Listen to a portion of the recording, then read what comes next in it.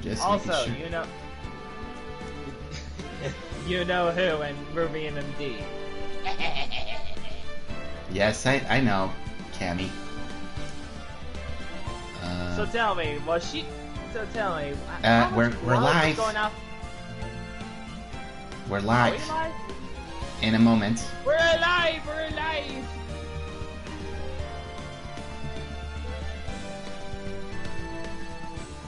The things you say on the air, the things you say on air, that nobody have any idea what we're talking about. What the heck is going on? Maybe I need to do this from the start. Let's see here.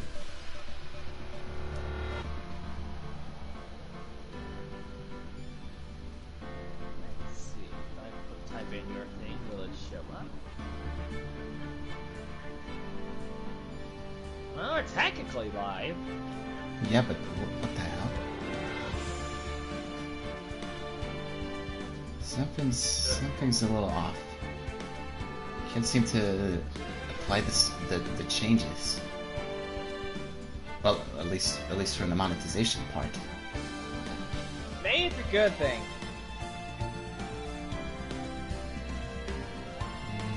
Trilogy. Fixing the main changes. Show of hands. Who wants to see it? Who wants to see an uncensored version? Hey, come on! Don't go like that.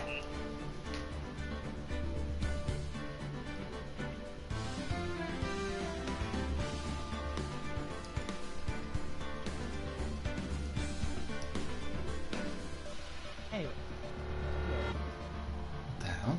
Why can't I save the monetization settings? It's like it's completely grayed out. Maybe you got a strike. No, I didn't get a strike.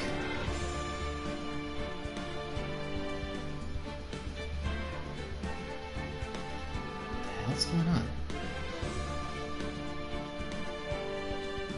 I think they said something about them changing up their monetization rules.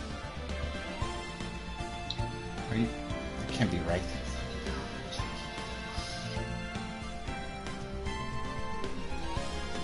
This is weird. Extremely weird. I mean, if they did change it, why is the option of changing the monetization rules still here? Maybe because YouTube's not that great at their job some days. This is weird. Something's not right, and I need to find out why. Let me go to YouTube Studio. Maybe I can do it from there. Let's see, so far no one's on the stream yet except, well, maybe just me. They'll show up People eventually. watch. I know. I'll just keep whoever's entertained. How y'all doing today? You all doing the stuff?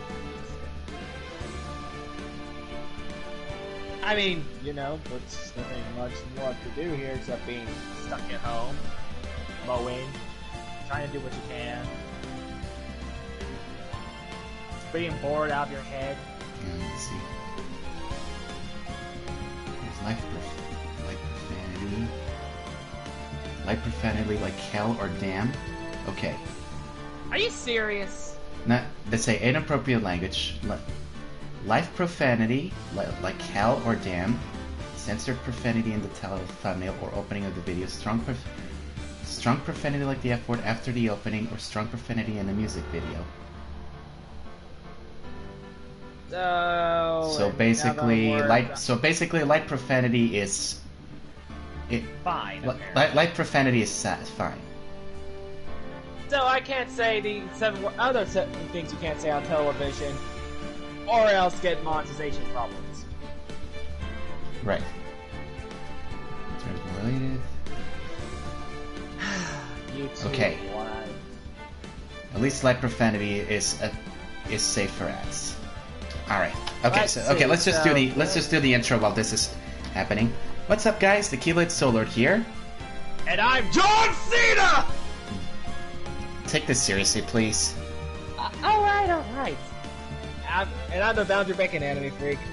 And welcome back to Ace Attorney Trilogy. Sorry about the strange intro, but other than that, we're doing okay now. So far, 2 people watching. Oh, Apollo Justice is on stream. Yes, you are alive. I'm not seeing his stuff yet. Did you activate your live chat? It should be activated. I'm connecting to the live chat. Oh well. Let's just continue where we left off, or just start with the new one. Successfully connected. All right. All right, let's begin. Again. Oh, now we are 4 people on live. All right. So let's start up with the next episode, Turnabout Beginnings. And boy, this trial is gonna be a doozy. This is only a trial story, so today's just trial. No investigations. Yes. All right. Okay. Something happened.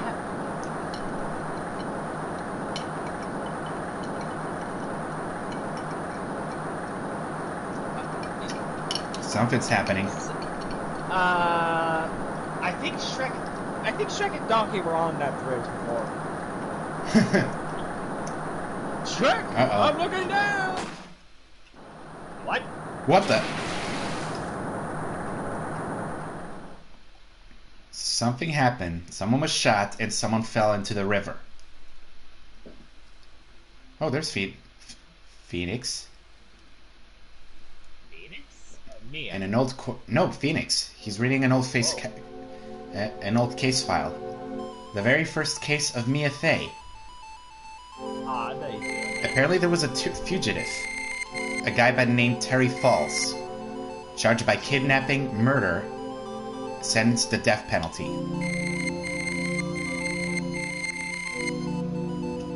However, after escaping, Falls met and then murdered Sergeant Valerie Hawthorne. Valerie Hawthorne, a death row inmate, was broken out of prison. That was Mia's first client. A whole year before Phoenix and Mia met. Interesting. Time to find out. 6 years earlier, Mia Fey, first trial. Let's find out then. We're in the defendant lobby at February 16th. Mia, calm down. Don't freak out, that's your client. Whoa, okay. Terry, looks like Mia's first client is Terry Falls, who's been sentenced to death 5 years ago, and now he's a prison escapee. What is up with some weird characters like this having those weird facial things? You don't need to bite on your ball and chain.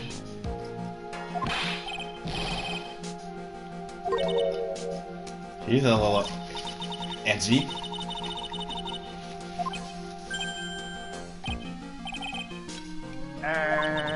Oh boy, this isn't a very good first case for Mia, defending a prisoner. Hey, he tells a little lie, right? Yep. You were tricked?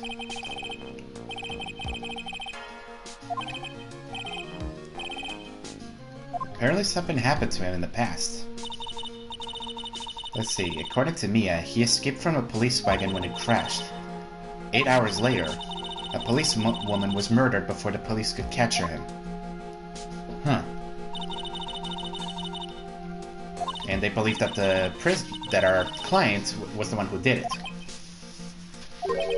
Interesting.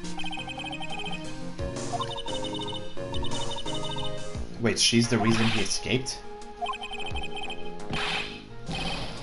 According to him, she was still alive. Huh? Well, hello!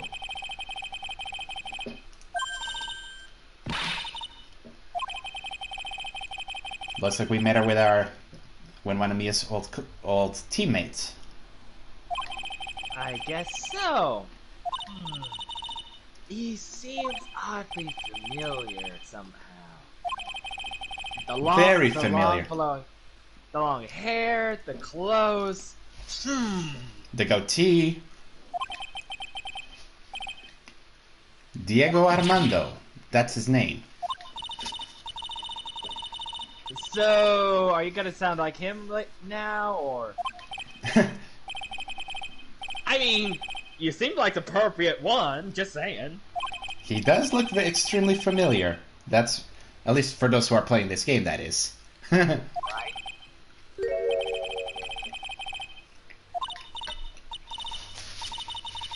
And I know wow. if I try to say... What a way to start, what a way for Mia to start her career by defending an escaped inmate. Yeah, what a way to...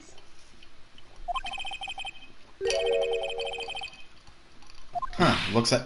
Apparently the prosecutor for this case is also a first-timer. Huh? Yeah. I mean, we kind of know who it is. Thank you, spoilers. Alright, looks like we're about to head in.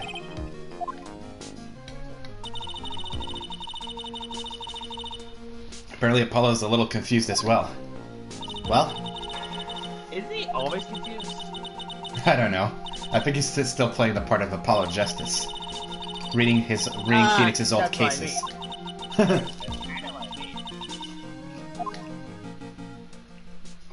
Well, let's see if he is telling the truth. Alright, we're entering the court.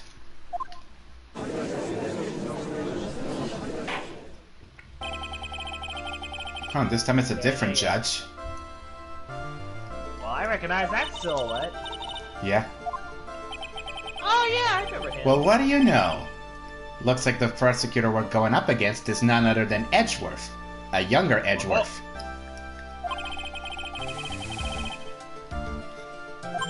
Yep, both of them are newcomers. What? Just the way he looks and everything else. What, he kind of looks like a younger man from Von Karma? Exactly. Seriously, you need to go back to your red suit there, Edgy. Well, this is how he first started. A prosecutor at 20 years old. Huh. Exactly. I'm calling Boosh. I mean, you could, but...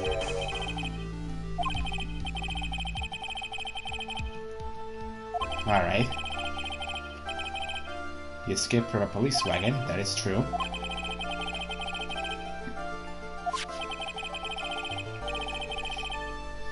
But yeah, our defendant is not on trial for escaping the police wagon, but for murder.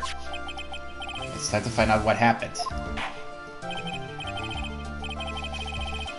Alright, opening statement from Edgeworth. 5 years ago, the defendant, Terry Falls, was sentenced to death on this very court. The crimes were kidnapping, extortion, and murder. The girl he threw off the bridge was only 14 years old. Wow. Yeesh. Yep. However, the trial had no decisive evidence. But a witness's testimony was what decided the guilty verdict. Which I can guess it's from the same policewoman. Yep, Detective Valerie Hawthorne.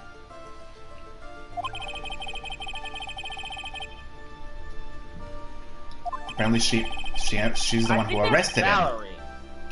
Valerie Hawthorne. Yeah, sorry. You're fine.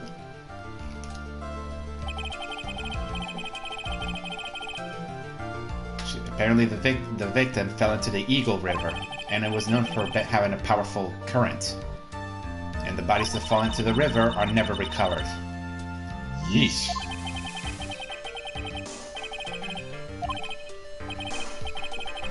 But yeah, apparently the victim of this case is the same one who testified 2 years ago. 5 years ago. Do we have any evidence in the court record? Well, just Let me the guess. autopsy report. She was stabbed with a knife in the back. Died from blood loss between 4 and 5 p.m. That's all we got. Ugh.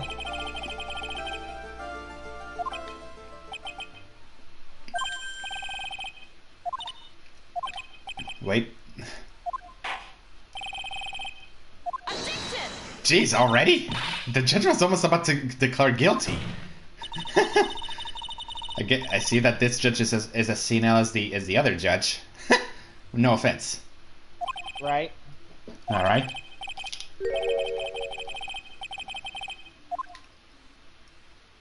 Did you really have to do that wink, Edgeworth?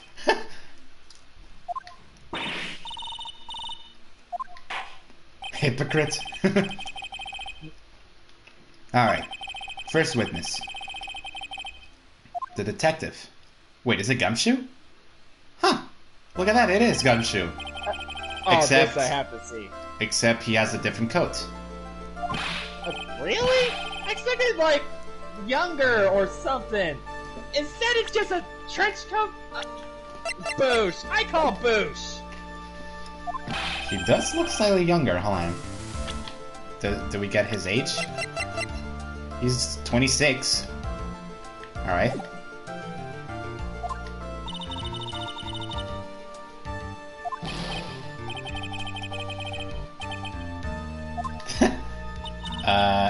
Edgeworth? Gumshoe, sorry. Oh, really? I really should try to hit on Mia for some reason. I mean, it is Mia. Yeah, true.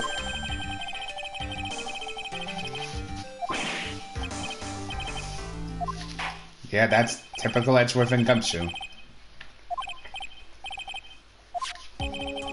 Alright, so according to you Gumshoe, don't want ramen a day there, Gumshoe. You'll never love it. the victim was Sergeant Valerie Hawthorne, a veteran in the police force. She was stabbed in the back with a knife and died from excessive blood loss. It was stated in the autopsy report, of course. Any details about the incident? Okay, he has an aerial map of the area. Yeah, this is a sketch of Dusky Bridge. A suspension bridge, to be exact. And there's the Eagle River.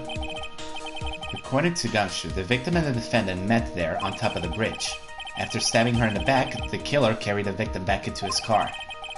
He was recaptured at the police checkpoint as he was trying to make his getaway. At least that's what witnesses state. Alright. 40 feet above the Eagle River. Jeez.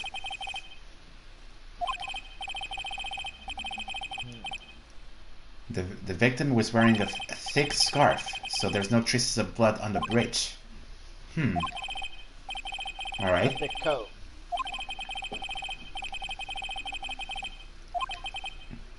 So what happened? Does Edgeworth have any rebuttal for that? Looks like we're gonna have to hear Gumshoe's testimony.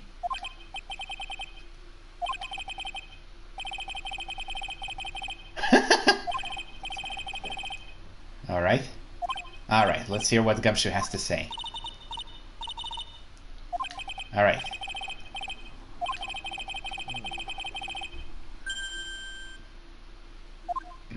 Looks like we're about to find out what if Mia has what it takes. Let's see. On the day of the incident, an unknown person phoned the sergeant and asked to meet. Sergeant Hawthorne went to Dusky Bridge at the designated time and met with Mr. Falls. And that's where she was brutally murdered. The criminal stuffed her body into his car trunk and tried to make a getaway. Mr. Falls was arrested at the police checkpoint they set up at the base of the mountain. I don't think he has a reason to lie, but I guess we'll have to find out. Wonder which one to press first. Yep.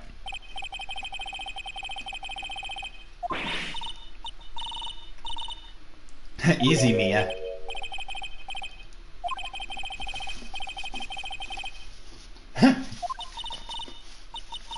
But yeah, apparently even Diego Armando is a coffee lover, apparently. Gee, I wonder who he could be. It's almost like a huge mystery. Yep.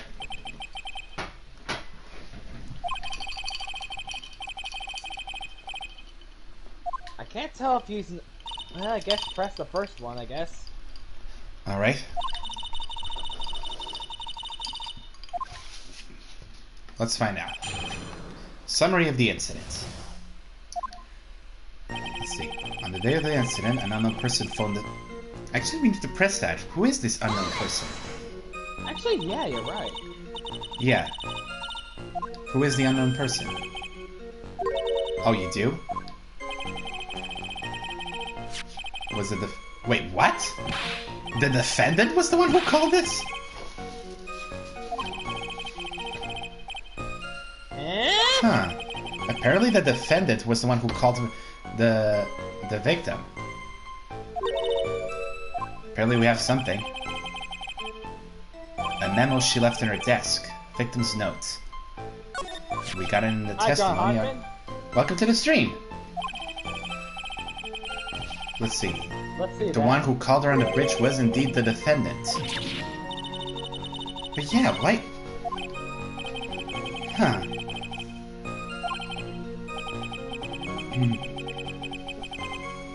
Alright.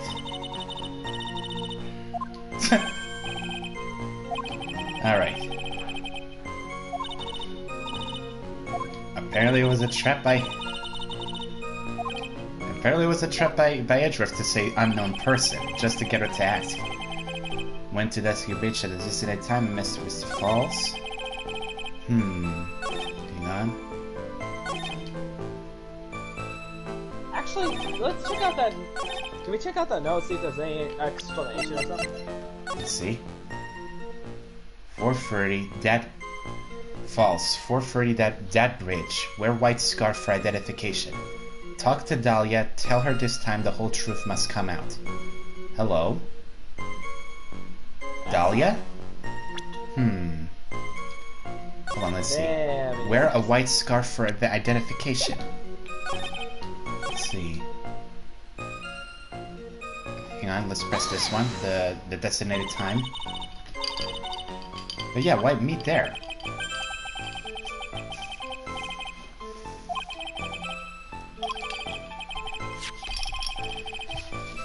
That is true, he was chased onto that bridge, and where he killed his hostage.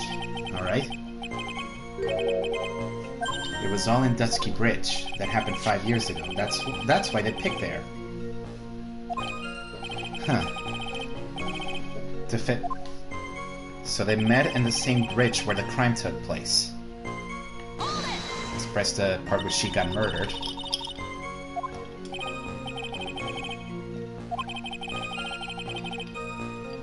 Within 1 hour of the murder.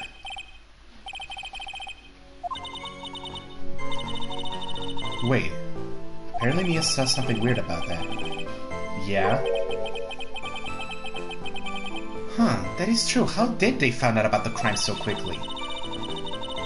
You're right. I'd say we push further if we can. Let's see. She never mentioned a phone call from Mr. Falls, but she left a note. She left another note. But yeah, why didn't she mention the phone call to anyone? So apparently the note. This is another place to get the note. The criminal stuffs her body into his car and tried to make a getaway. Let's press that. So apparently he had a car? The defendant and the victim went up by cars, okay. Wait, the defendant had a car? Oh, it was stolen, of course. Of course. Okay.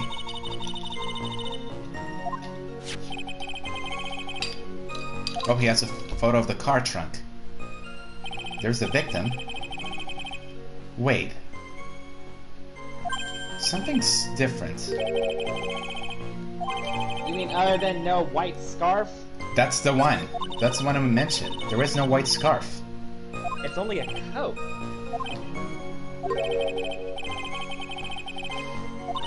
being stabbed in the back. The knife was stuck in her back nice and firm, though we can't exactly see it.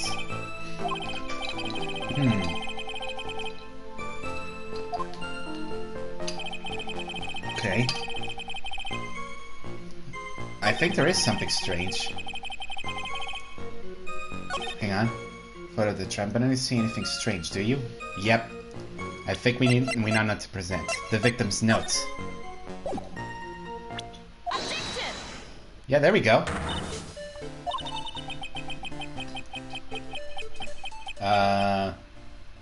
Mia?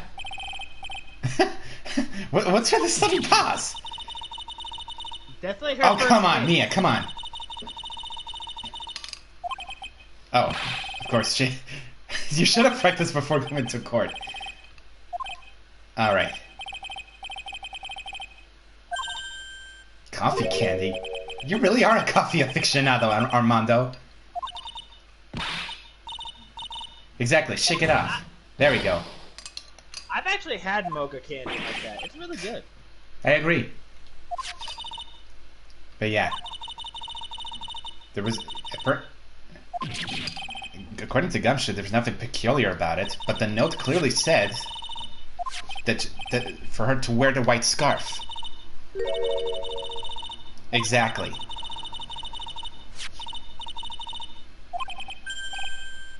Yep. So yeah, whatever happened to the white scarf?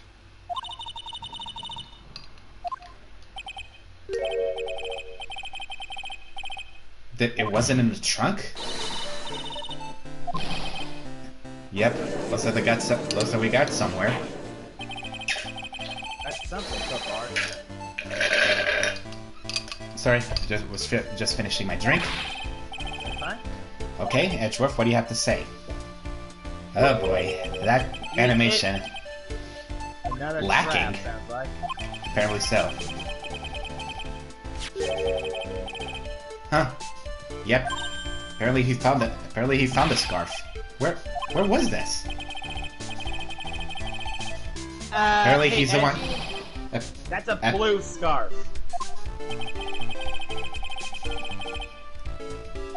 But apparently it was found on Dusky Bridge. Maybe she couldn't find a white scarf, that's why she had to do this one? No, I don't know. Is that... Oh, it's not exactly white as the color requested, but it's close enough for what it was intended for. So yeah, apparently she didn't have a white scarf, so she had to find one that's close to white. Apparently it was raining that day.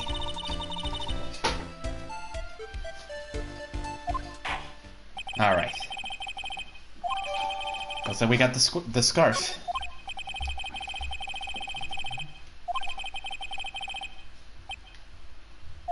Looks like he has something else to say. boy, would I like to wrap the scarf around his smarky little neck. Alright.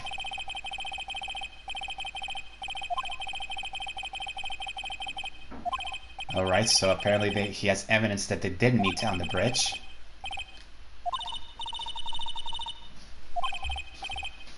Alright. That is true. Edgeworth is considered a genius back then. And he still is. Alright. Actually, there is an eyewitness who was there when the incident took place. The photo was accidentally taken by the witness. It shows the victim wearing the scarf.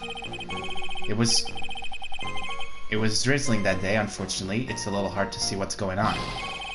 Anyway, the criminal shoved the victim down from behind and stabbed her in the back. That must have been when the scarf fell off.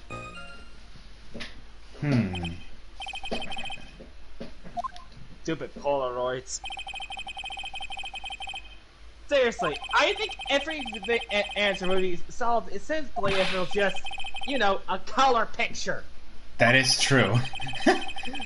Which come to think of it, all the pictures we had so far are all black and white. Exactly.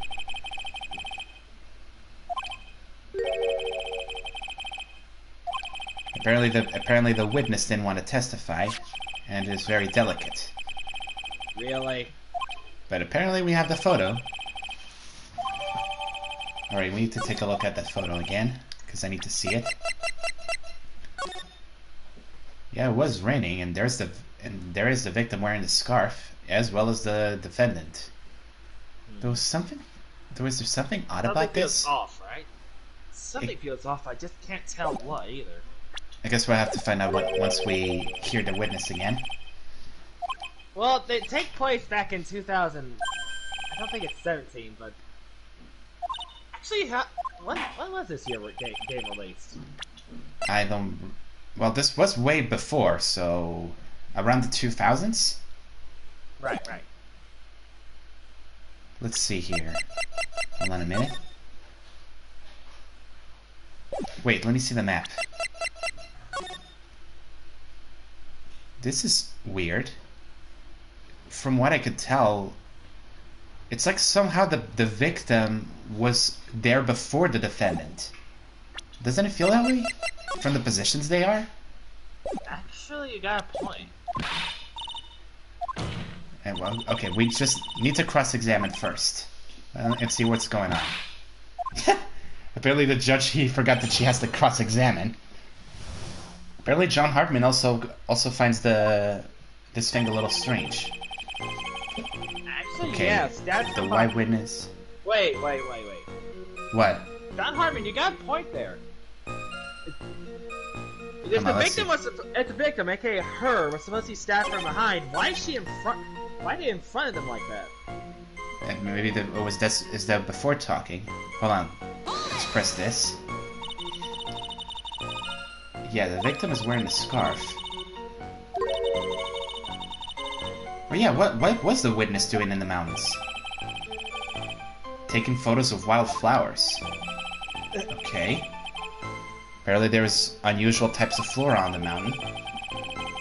I see. Lotta. What? No, it's not Lotta Hart.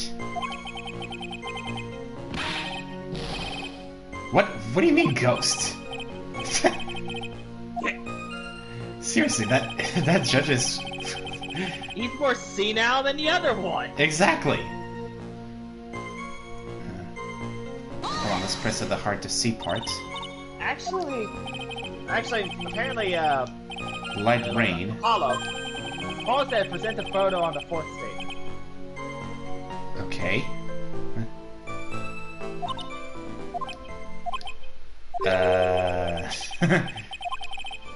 Okay. And the fourth statement? Alright, let's see here. Hang on. Let's see. 1, 2, 3, 4. The criminal shoved the victim down from behind and stabbed her in the back.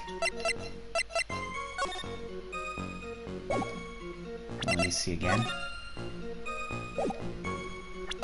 Well, everything else seems accurate, but... Not that one. I know, the crime photo. Shoved the victim down from behind and stabbed her in the back. Hold on, let me just save to make sure. And also, can I point out another obvious thing? The dude's holding a freaking iron ball and chain in his hands. Alright. Huh, Apollo, you got it right on the money. Let's see here. Light drizzle and fog. Okay. Oh, there's Mia's confidence animation. Okay. My heart swoons. Yep. Something isn't right considering the conditions. Okay.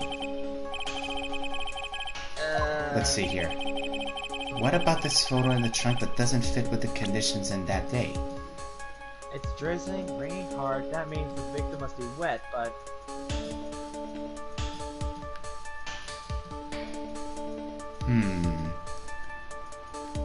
Is it the coat? Is it the coat, maybe?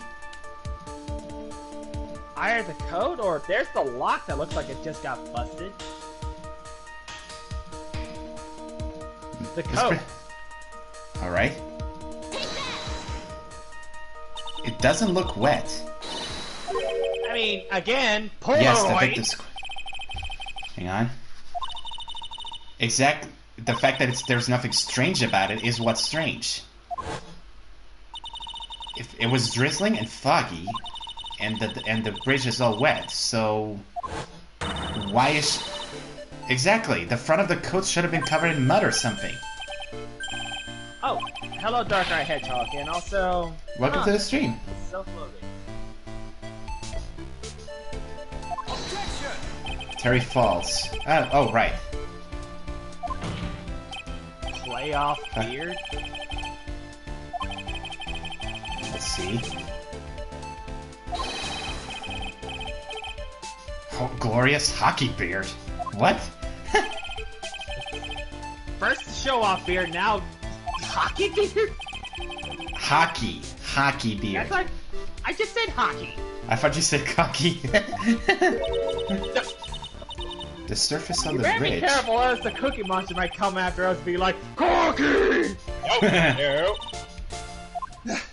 I swear, every time I say anything, these weird characters show up. Alright, let's see here. Evidence that proves that the surface of the bridge was muddy. Oh, the scarf.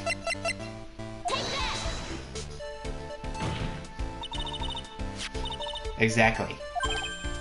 The scarf was muddy, so how is the coat not muddy? Very true. Yeah, if the scarf fell onto the bridge and got this muddy, it's obvious that the bridge was covered in mud. Oh, yep, What the? What did you just call her? What? What the hell? Edgeworth! He called her a novice bimbo! What the hell? Okay. However, why is there a contradiction? That is true. If the scarf is muddy, but the coat is not, what happened in between them? All right. But yeah, a contradiction always comes down to a lie. It's either the victim discovered in the trunk, the witness's photo showing the defendant and the victim, or the witness's testimony that stated that she saw the murder, the moment of the murder. So, one of these three is false. Jamaican Hedgie, welcome to the stream.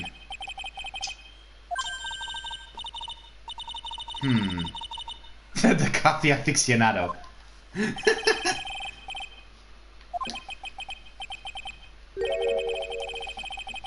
That is true.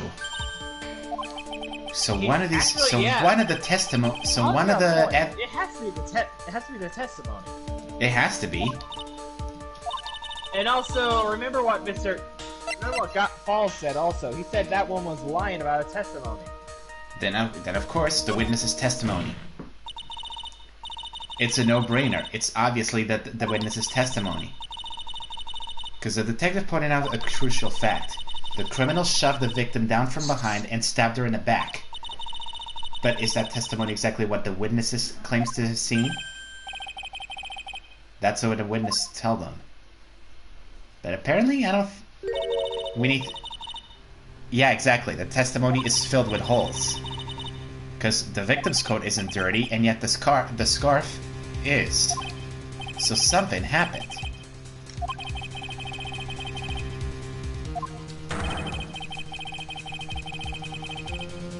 Exactly. We need to get the witness we need to cross-examine the eyewitness. Not only exactly according to what Mia said, we need to find out what happened. Right from the true witness's mouth. Oh boy. I know, I was just saying that too, Darkrai. Let's see here. Looks like we're gonna get the real eyewitness. I have a feeling we already seen her before. Yeah. Except this is actually the first time that Mia met this witness. Alright.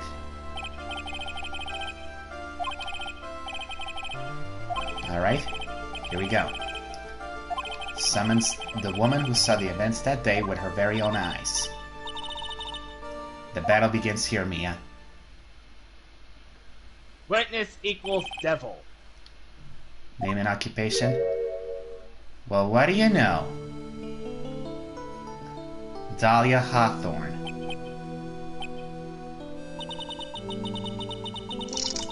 Oh boy. What the heck was that sound? I thought I heard something like...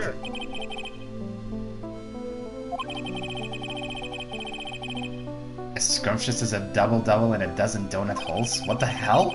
Judge? Yeah, he is more senile than the other judge. No offense. Yeah, sensitive and delicate. Alright.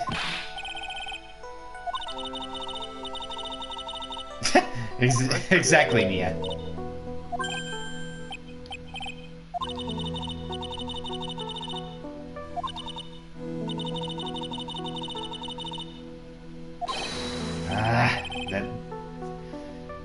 Don't trick us with your innocent looks. I know you're onto something.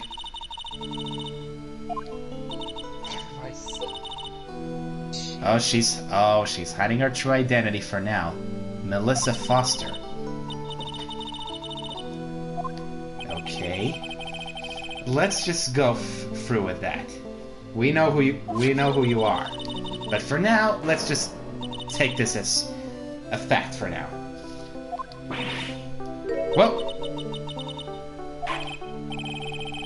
We're just doing our job. Calm down.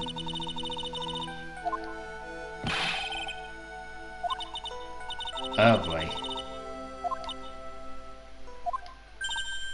Huh? Apparently she's staring at Mia.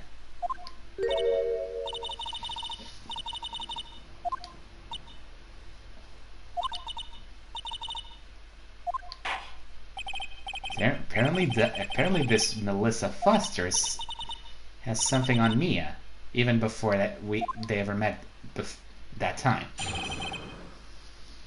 Alright, let's see what she has to say.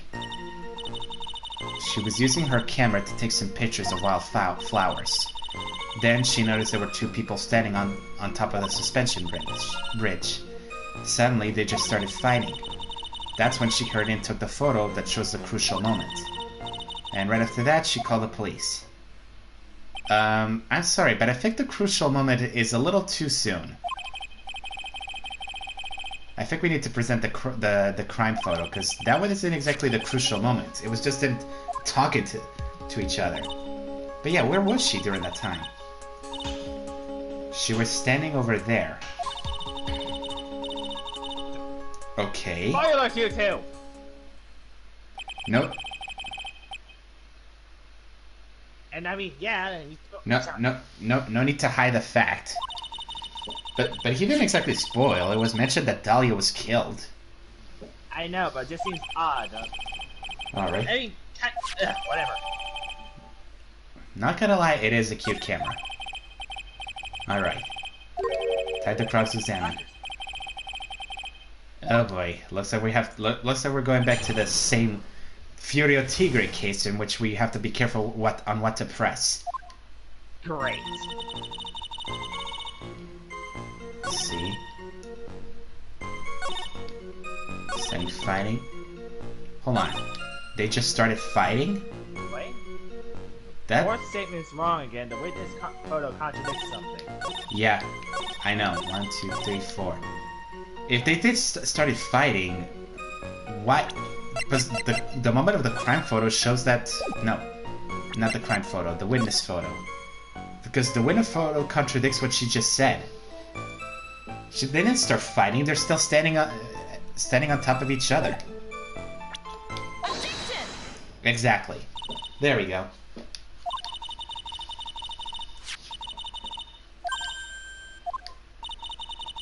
Because yeah, two people are facing each other. Then, according to her, they started fighting, but it doesn't appear that they were fighting at that point.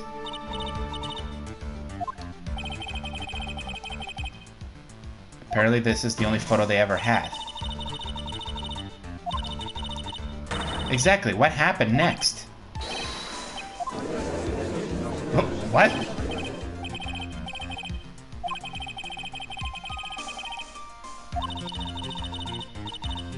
Okay. Oh, she's trying to do the crocodile tears now. Apparently she ran out of film. And this photo was the last one. Okay. And according to Edgeworth, it's true. That was the last picture she took from the last film. And the other photos was just her with the wildflowers.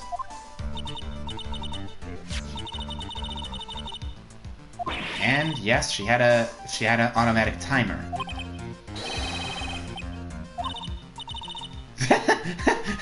Agreed, Mia. No details about the judge taking photos of her himself. No, thank you. All right.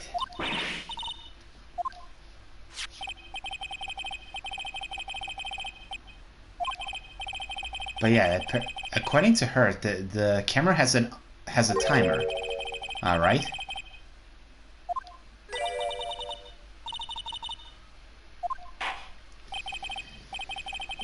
Okay, let's get back to the cross-examination.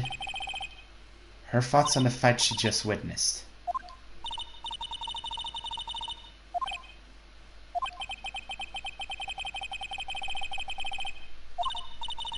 Yeah, you got that right, Diego. Alright. Okay. The OT villain started fighting. The victim turned around and tried to run away. She only got about 10 yards before she was stabbed into the back. Hang on.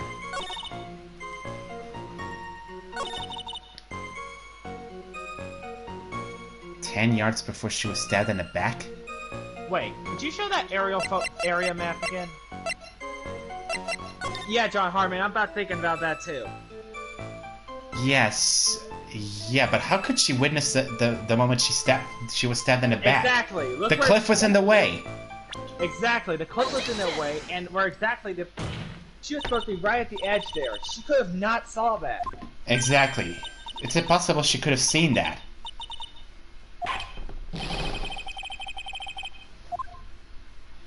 Now, yeah, you did want us not to make the witness cry, if she wasn't lying. One short testimony and 2 contradictions. Yep, there are 2 contradictions. Yeah, according to her testimony, the two of them were in the middle of the bridge. But if they were, and the victim had turned and tried to run... Oh, that's another reason. Look at the bridge. She would have fallen through that hole. Exactly, she would have hit a dead end. Exactly, she couldn't even run even 5. I didn't even think of bridge that. collapsed on that side. I thought it was also the cliff. Well, that's one. That's one of the contradictions.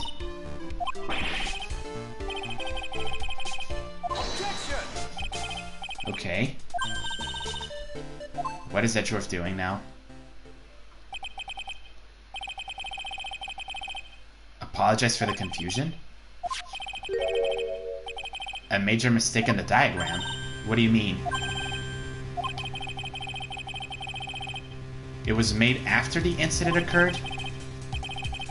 What? Wait, you mean even though the bridge is currently in disrepair, there's no evidence that can prove that the bridge was broken during the incident? Oh boy. And the photo shows it. Oh boy. So there's no evidence that the bridge was collapsed. He's good. Hate to point that out though, Edgy. There's still the big cliff face right beside there. Even if she ran 10 yards ahead, which is why I'm going to sue. Hang on. Where exactly she couldn't take the photo, she could not have seen. Oh boy. Hang on a sec.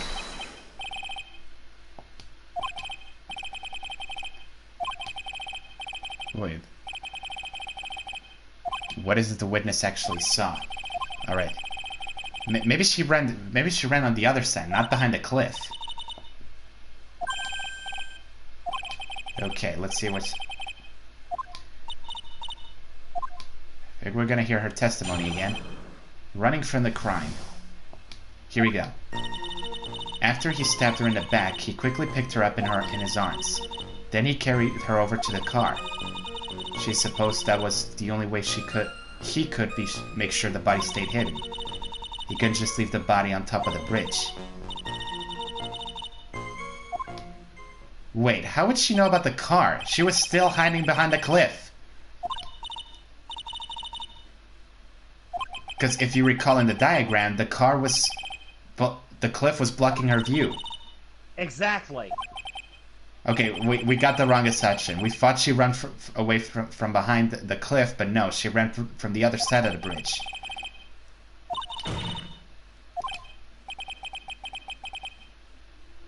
Alright. Exactly. The contradiction is staring you right in the face. More information on the fourth statement? Hang on. However, John Hartman says second statement, the map. Yeah, hold on. But let's just hear if there's more info on that part. Yeah, it's already a broken down bridge hidden away in the mountains.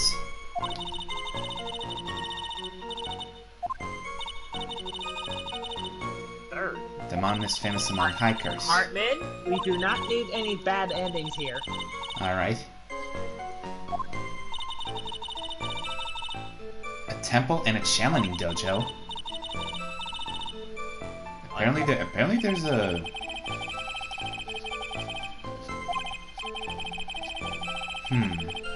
So there's a channeling dojo around this place. Alright. I feel like that's gonna be important later. Okay, so... 2, 3. Third statement, the one who talks about the car. The map? Yep. Yep, there it is. The cliff was blocking her view. There we go.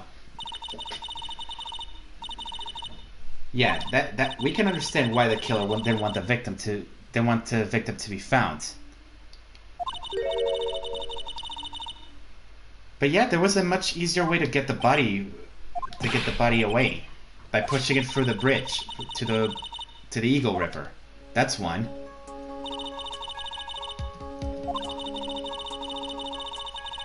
Yeah, she did. Eagle River is well known for its powerful current. Most bodies that fall are never recovered.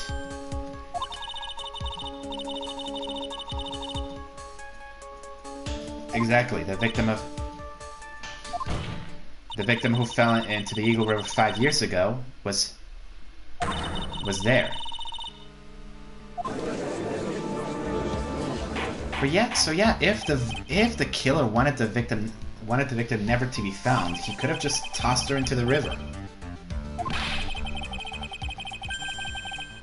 It was pretty odd. Apparently Edgeworth knows something.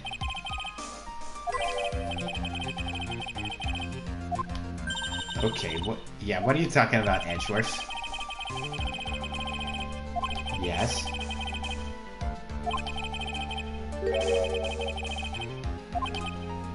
That is true.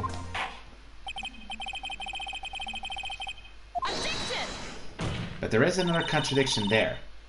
Exactly. Yeah, the body was found in the trunk of the car, but how does she know about that?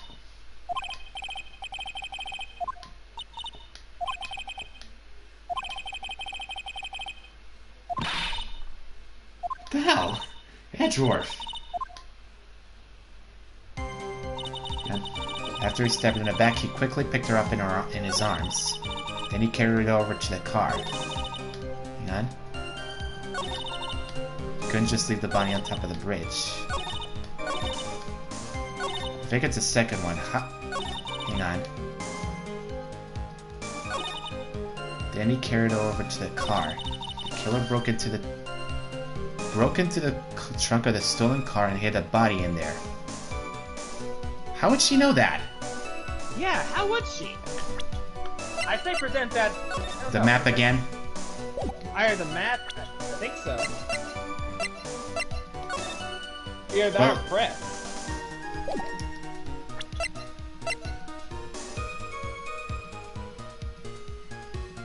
Hang on, let me save first, because we need to present the map again. Yeah, how'd she know it was stolen? Let me present the map. Yeah, there we go.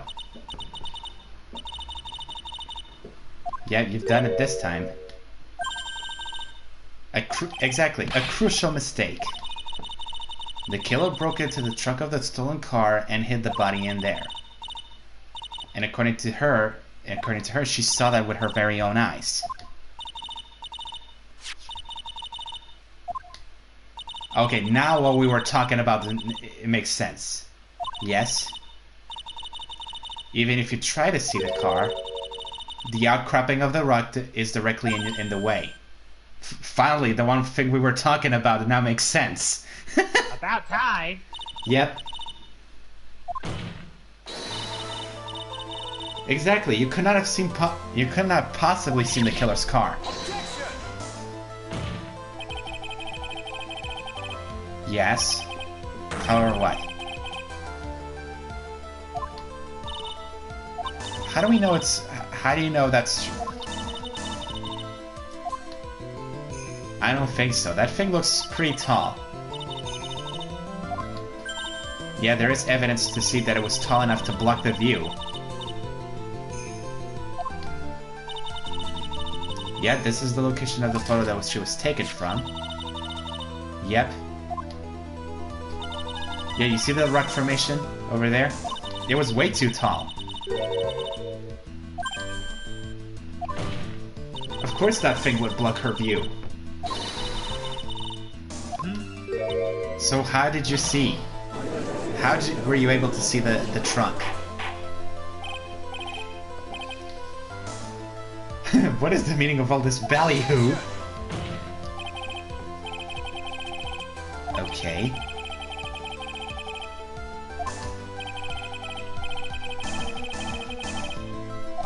Yeah.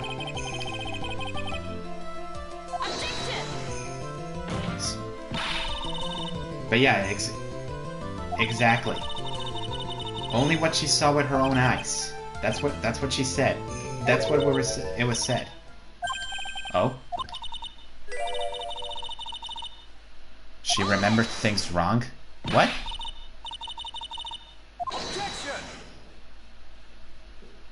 Looks like we're gonna have to hear her testimony again. Oh boy. Is Ares human to forgive? Really? Oh boy. Exactly, that's not fair. Jeez.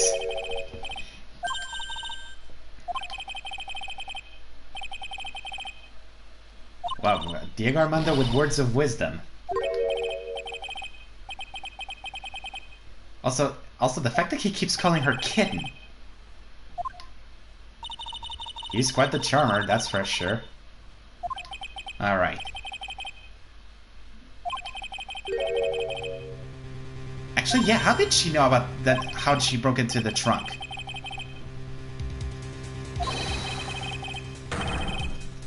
Wow, Diego on the attack with that. How did you know that he broke into the trunk?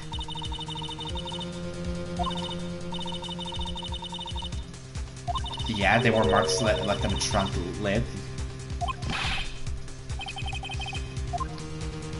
Yeah, we did notice that he broke into it, but how would she know that? Yeah, actually, still, how would you know that?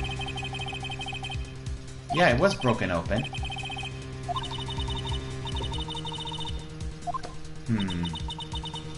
What she just said, is there a contradiction? Again, how would she know? Yeah, she's giving me a choice of that we should buy that.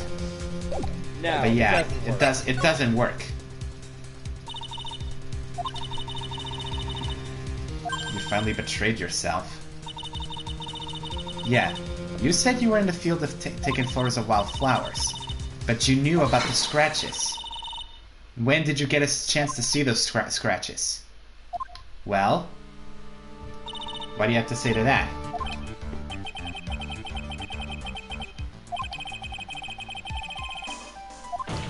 If we explained it? The only one possible explanation. The reason the witness had seen the scratches was she happened to be passing by, she put the corpse in herself, or she's the owner of the car. I think the second option is the one that makes sense. I think the second one too, yeah. Yep. She put in the corpse in herself. No objections? Hang on.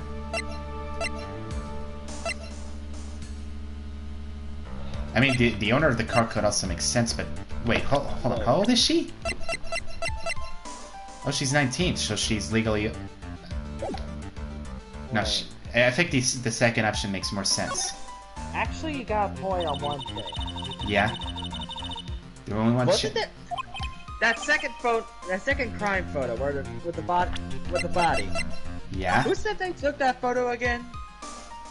The police, apparently. That was it.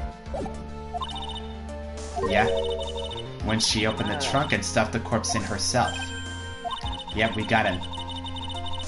The person who really hid the body in the trunk of that car was Melissa Foster. Well...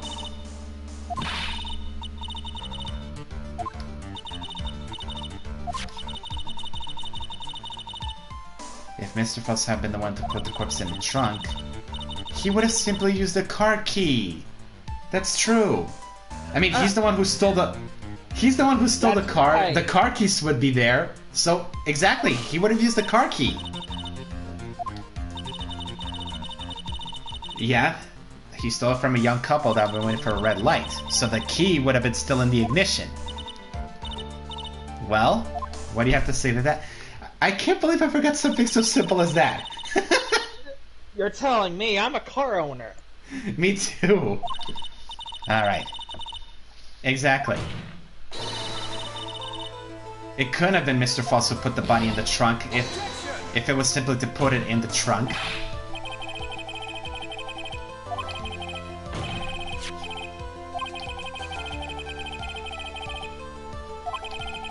Yeah? What? Hold on.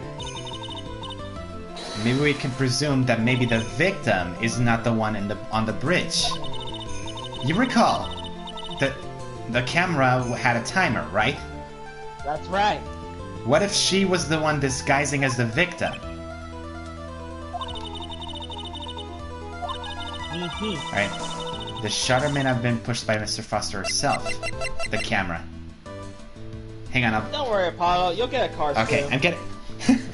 Hang on, I gotta get us something to drink. I'll be right back.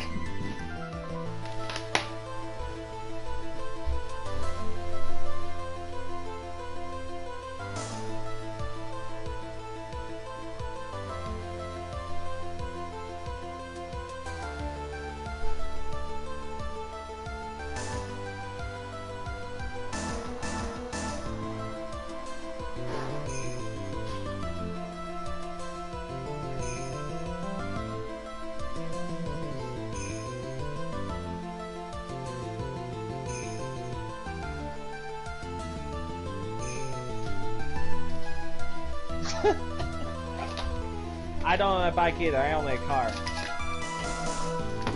Alright, I'm back. Just walk everywhere. Welcome back. Alright. The camera. There we go. Yeah. Let's take another look at the camera. Yep. Yep. It has a timer and a tripod. Yep. That was her intention from the whole time. What are we trying to say? Yes. If she really used the camera's auto timer, yes, she was somewhere else. She was not in the field. Alright. Yep, this is the crucial point.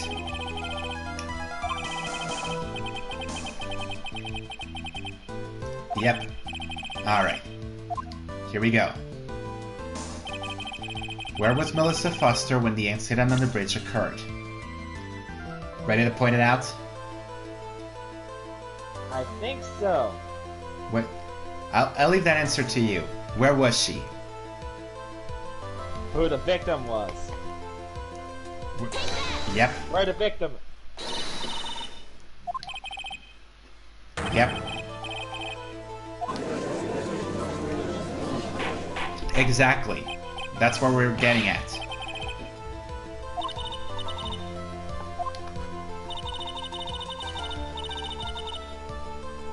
After patting with the victim on the bridge, the defendant fled by car. Yep.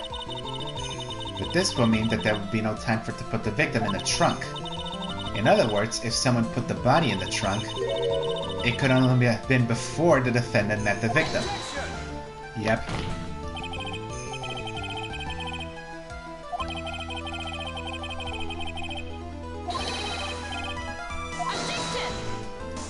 Hang on.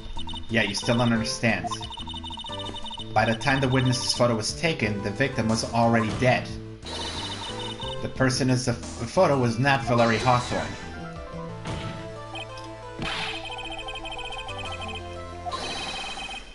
Who exactly is the victim in this photo? Yep. It's your own witness. Yep. The only possible explanation? The woman that Mr. Terry Falls met on the bridge was not Valerie Hawthorne. It was Melissa Foster. Yep.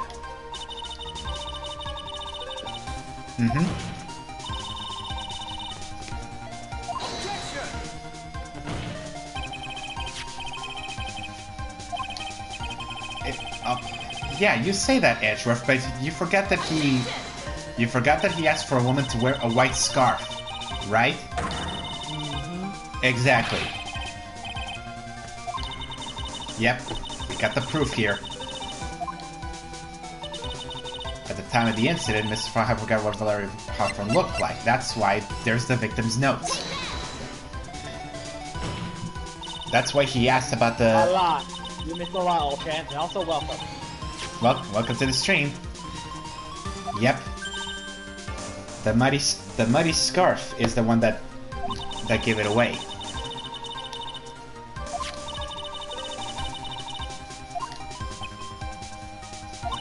Well, Edgeworth? Yep, as long as you were wearing a scarf like he asked, anyone could have pretended to be Valerie Hawthorne, as long as it was a woman. Yeah, what do you have to say to that, Miss Melissa Foster? We got her there. Did she fainted? Apparently so.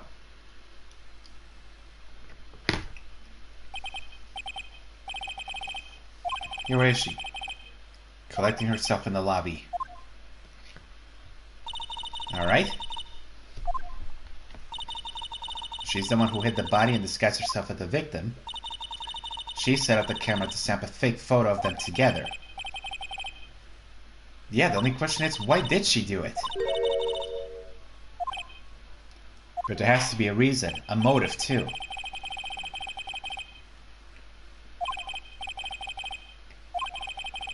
Looks like we're at the ending of part 1 and moving on to part 2. At least that's what I'm assuming.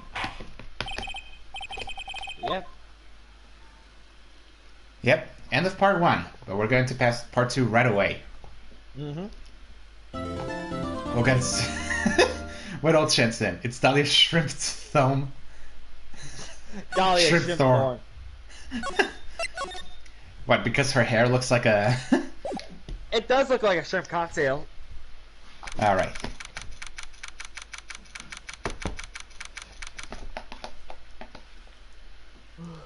Alright. We're back in the lobby. Would you calm down, Terry? Quit biting on that thing. You'll probably break your teeth. Exactly.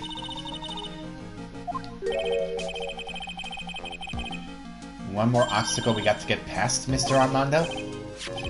Yep, the motive. That's what we need to find out. Why would she kill him?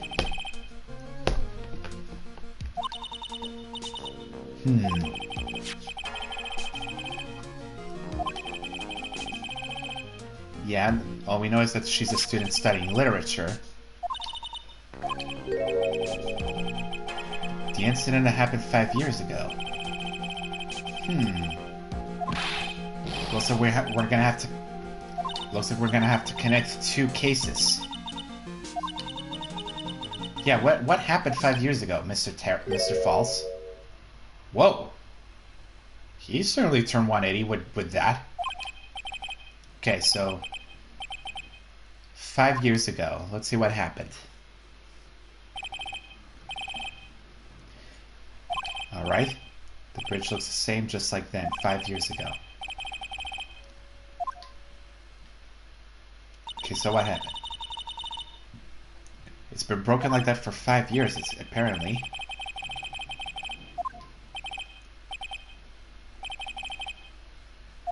Okay, according to him, the kidnap did happen. He kidnapped Dahlia Hawthorne? His girlfriend? Eh? Yeah. That's the victim's last name, so... What? So Valerie Hawthorne is her big sister.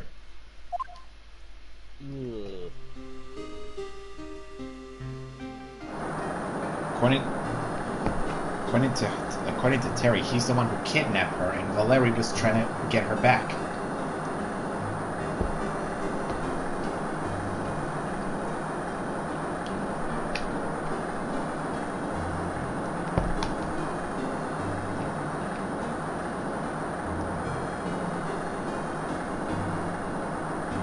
Wait, we're seeing more info here. The detective back then, yeah, was Valerie Hawthorne.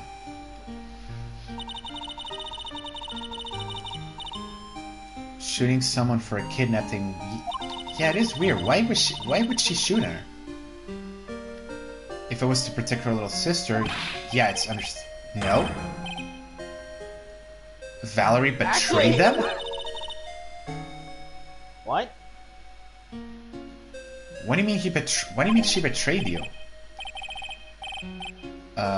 Wait. A make-believe kidnapping?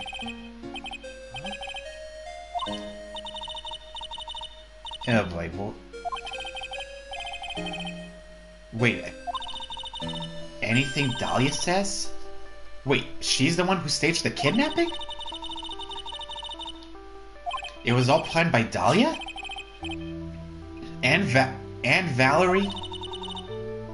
NANI?! Dahlia's family rich, jewelry business. They got one jewel. Okay. They asked for a $2 million diamond and exchanged it on Dusky Bridge? What? And also told to Valerie to bring the diamond. Huh. Also, welcome Up Doggo and Wheeze. Welcome to the stream. So what happened? What did Valerie do? I object to this story too. So many things She wrong. did it for real? She shot him.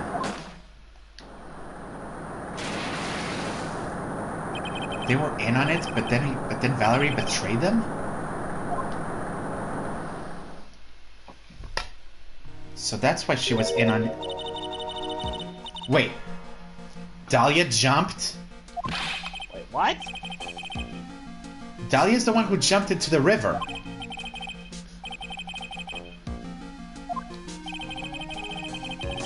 Wow. So maybe Terry was innocent all this time.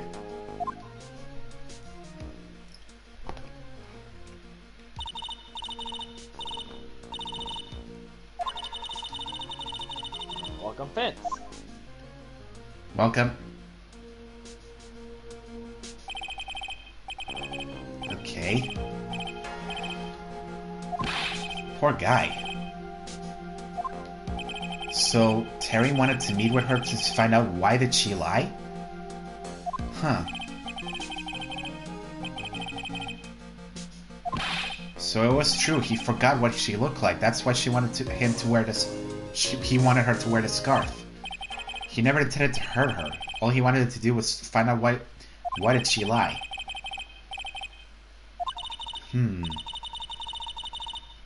That's why he made that crazy escape. Where's what? The diamond? Yeah, whatever happened to the diamond? Even he doesn't know? I see. Also, Keyblade. Apparently a guy, super fan. What? Fence? Keyblade, I mean... Why? What? Why? What? Okay. Wait. It's gone with Dahlia? You mean Dahlia jumped into the river with the diamond in hand? In the words of Piccolo, red flag. It was in her backpack, apparently. Into the Eagle River.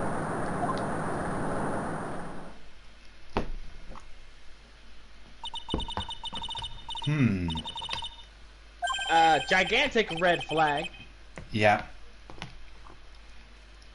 Okay, why am I having so many things that under review?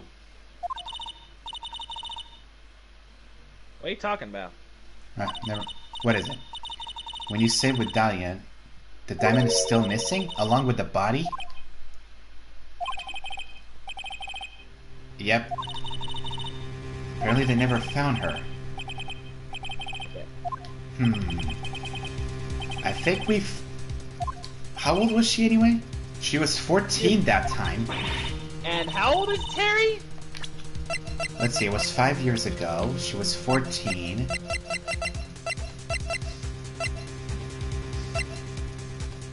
Matches. Terry is 25. He's 25. He was 20 that time. With a 14-year-old girl. What? FBI, open up! No, Exactly. No. Nothing here. Nothing here. So she planned a fake kidnapping and disappeared into the river with a $2 million diamond. I think now it makes sense. Why did Melissa Foster wanted to stage this killing? Is Dahlia Hofford an angel, or is she really, guess we have to find out. Looks like we got the diamond on the court record. At least what we registered. Hey, by the way, what you said about things under review, do you mean like videos or no, like the chat. The chat, there are some statements that are under review. Alright. I mean, I can see them, but none of you can. Ah, gotcha.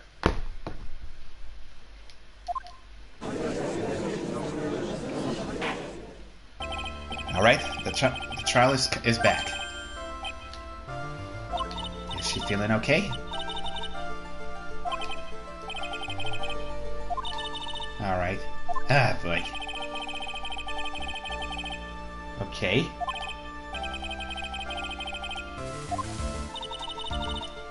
Oh, they're going on the offensive of why would she want to pin him in the crime? Pin her in the crime. Oh, Chan!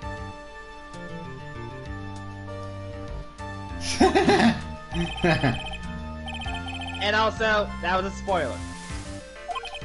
Alright. Somebody gotta get the band hammer. We need to figure out her motive. Alright. An evidence or a motive. Ah, come on. Come on, Mia. You have to sound more confident. Huh. Listen to Armando. A lawyer is someone who smiles no matter how bad it gets. Huh. Words of wisdom. Tell that to Phoenix, who sweats at almost everything. Alright. Or, you know, hides underneath the prosecution desk.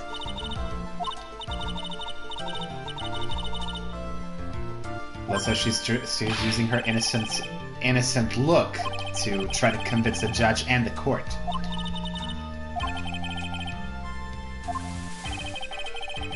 Honest of sanding my foot. Alright. What do you mean, No, old Chan, he was not. Alright. Let's see what she has to say. I pull on your hair. Look, it's Apollo.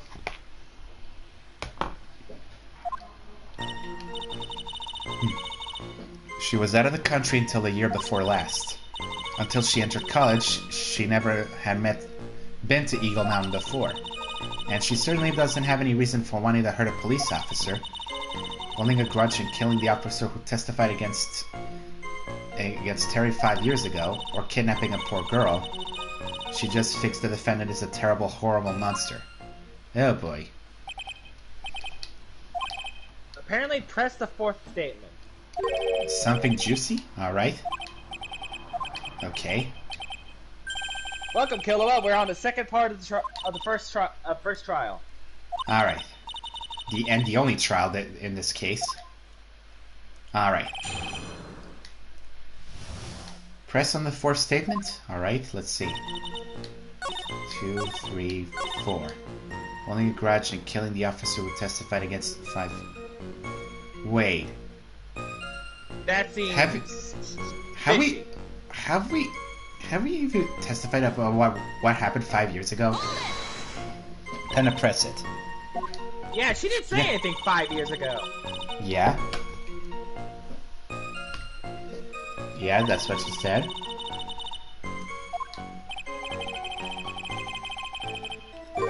Okay. Listen, John. Okay. Okay. Huh? Not only he forgot about what he did, but he forgot the policewoman. Yeah, what do you mean by that? Yeah, he did.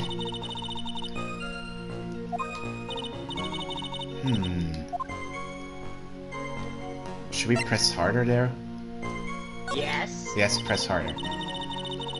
He forgot what the detective How looked would like. she know? What did you mean by that? He couldn't tell what she was without some kind of identification. Yes. If she had been wearing a white scarf that day, she probably would have tried to kill you.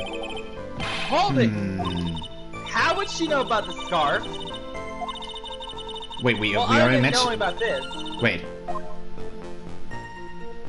Let's have it at the testimony. Alright?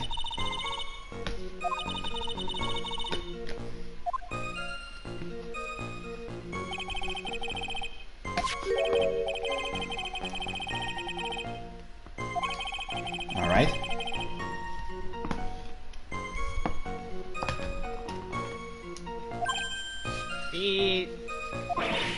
Present the scarf. Alright. Thank you, Killua's got a point there, because I just was talking about it. She was lucky she wasn't wearing a white scarf.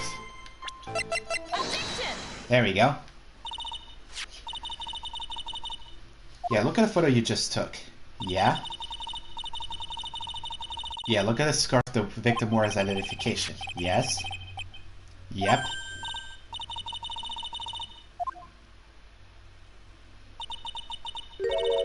Yep, we got her now. That's strange. You stated the following. I guess I'm lucky I wasn't wearing a white scarf. Hello. Ah! Uh-oh. We got her there.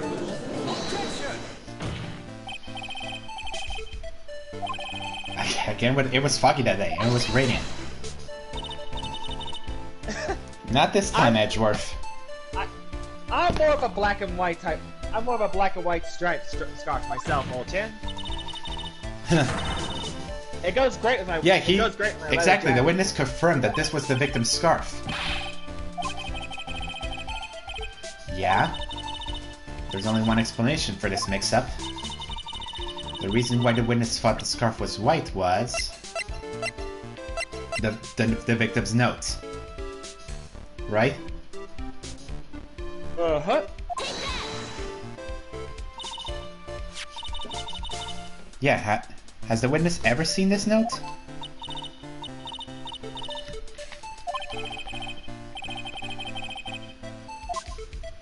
It's dirt, old chan. Oh, he knows. Never mind. Yeah, I wonder about that. Yeah, it shows Mr. Fall's instruction to the victim regarding their meeting. It says, wear white scarf for identification. Yep. Oh. Yeah, you knew what this note said. And it's because you knew that you slipped up and mistakenly said white scarf. So, wait. Yep. In like cussing, can I say the B word? I think so. Okay, good. Gotcha, bitch! Okay. I don't know about that one, but okay.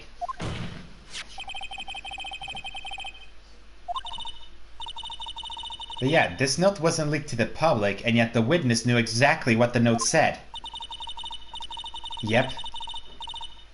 Exactly, the number of people who knew were quite limited. Terry Falls, and the person who wrote it, and Valerie Hawthorne. And Wait one more person. Can we check out that? Can we check out that one note one more time? Just check in the court record. All right. Talk to Dahlia. Tell her this time the whole truth must come out. Talk to Dahlia. All right. Think of it like that. Yeah. I want to see if you catch Here we anything go. on The this. third person who knew the contents of the notes was Dahlia Hawthorne. Or Melissa Foster. But let's go with Dahlia Hawthorne. Yep. Dahlia Hawthorne. Yep. Exactly. Look at the victim's note. It's what it says. Talk to Dahlia. Tell her this time. Yep.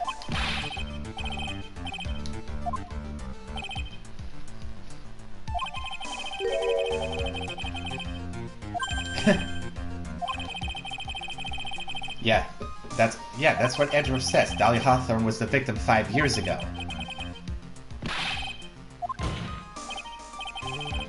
Yes, she was kidnapped and killed. At least that's from what everyone says. Yeah, was she really killed? People thought she had died 5 years ago when she fell off the Dusky Bridge and was lost in Eagle River. However, her corpse was never found. Yeah, she was declared legally dead. True. But the fact remains that her body was never recovered. That's right. And she was 14 years ago, 5 years ago. 13 years old 5 years ago. If she was still alive, she would be 19. And that's the same age as Melissa Foster. Coincidence? Are we connecting the dots now, Edgy? Yep. Yes, that's exactly what we're saying, Edgeworth. This witness before us is the girl that was kidnapped and killed 5 years ago. Dahlia. Dahlia Hawthorne. Of course, everyone knows that. Time to tie the loose ends. Alright. Time to expose her true nature.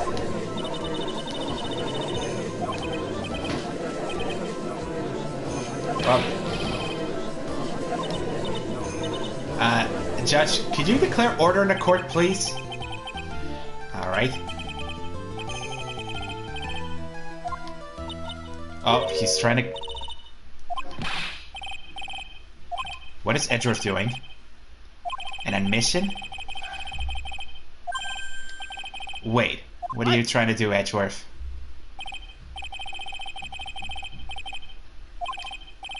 What? A full background check on all the witnesses? Wait, what are you trying to say, Edgeworth? Edgeworth knew? What? Then why? Oh, right. Von Karma. All he wanted was his testimony. Yep. Yeah, there we go. He revealed it to the court. Dahlia Hawthorne. Everyone thought she died, but as you can see... Yeah, why did she hide her identity for 5 years? Okay, Edgeworth has a point. It has nothing to do with the case.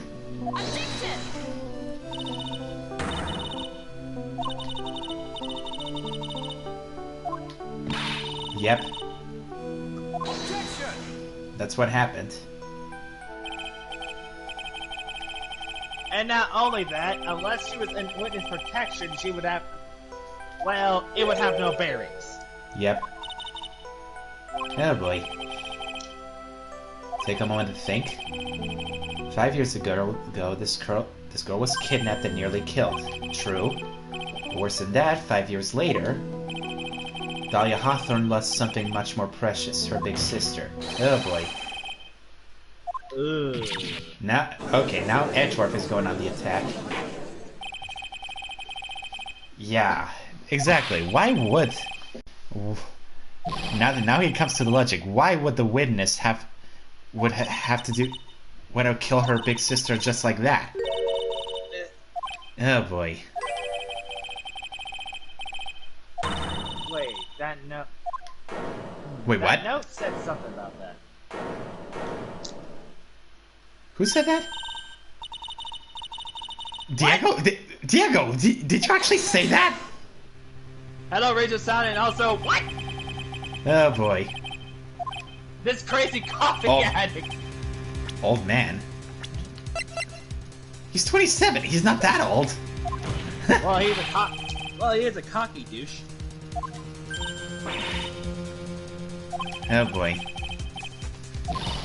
Yeah, yeah, because of you, Diego. Okay. Up to me.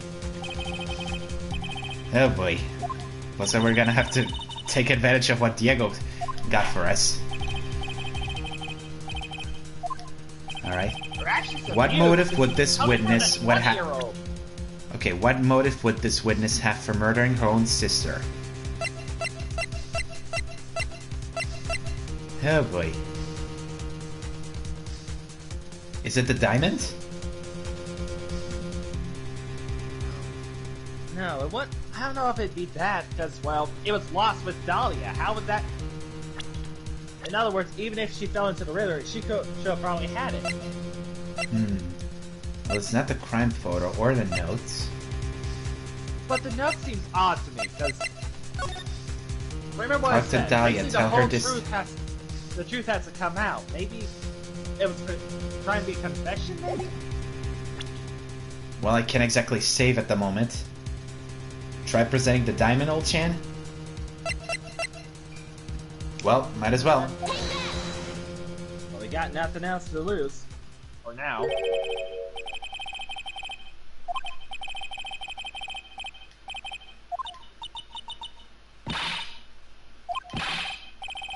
Yeah, I don't think that was... Good thing it was in the bad penalty.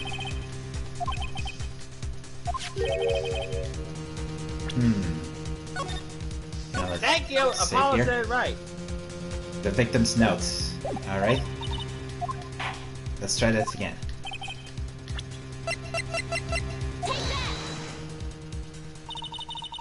Yeah, the story starts after Terry Falls escaped.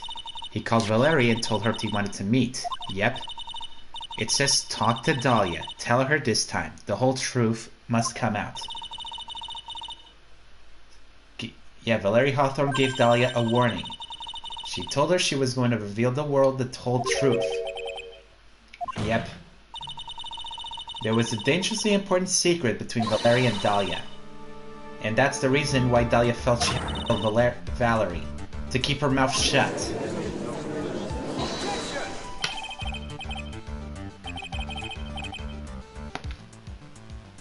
Permanently. What is the secret that is so important? I think now is the diamond. The diamond has to be shown. Yep.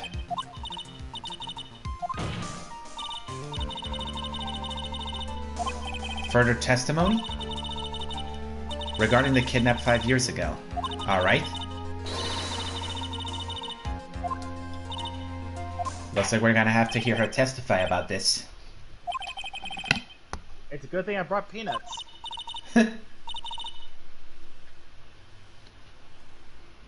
Alright. And they're the good kind, the one you have to crack the shell and everything else. It's delicious. Yeah. Alright, let's do this. 5 years ago. 5 years ago, she was kidnapped by Mr. Falls. That's already a lie. The ransom price was a raw diamond. Her sister, Valerie, brought it to the bridge. After she made the exchange, she shot Mr. Falls in the arm. That's when Mr. Falls tried to kill her by shoving her off the bridge from behind. Not a false statement. Yep. She survived, but she was afraid she might get kidnapped again for her family's money. So she decided to change her identity and start a new life. What old Chance said. Alright? I know, I saw it too. Alright. You kind of know that the judge always says that, right? Let's see here. Time for the cross-examination. I'm just picturing him whenever he goes to the hum. I'm just thinking of him going like, Really? Alright. hey, I'm a Game Girls fan. What do you expect? I'm not denying that. Alright. The fact that the kidnapping 5 years ago was staged. We need to... Exactly. It was a fake kidnapping.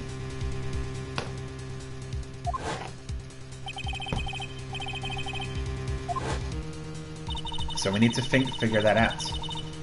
Fourth statement. The Dusky Bridge map. Alright? Exactly. The fake kidnapping is our best shot. The fourth statement. Here we go. 1, 2, 3, 4. Mr. Falls tried to kill her by... Alright. Yeah, you can't... Yeah, you can't have peanuts without a drink. That's when Mr. Falls tried to kill her by shoving her off the bridge from behind. The Dusky Bridge map. There we go. Yep. It's hard to believe. Exactly.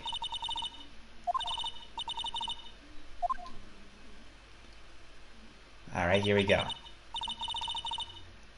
I guess I wasn't clear. I shouldn't have said that's hard to believe. That's impossible. Exactly.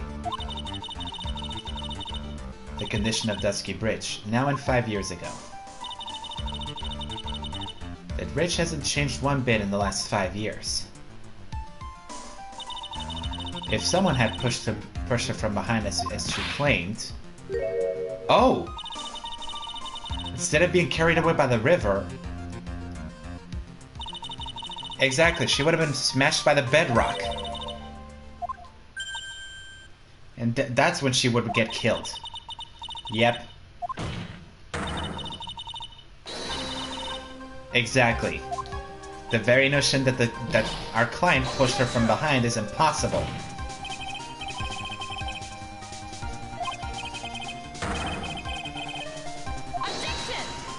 What do you mean water level? It was 40 feet from the bridge to the river. Exactly, a small change in the water level wouldn't have made a difference.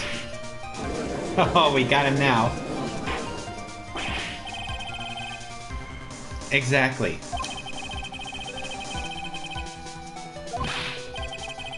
Exactly, what is the meaning of this, Miss Hawthorne? Well...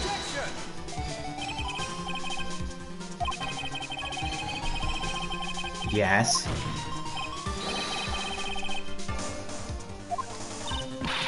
What do you mean she never stated that she fell from the back end? Yeah. He could have unwittingly pushed her off the side of the bridge.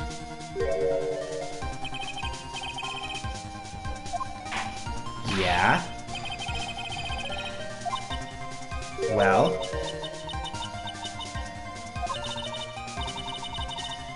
Oh, really?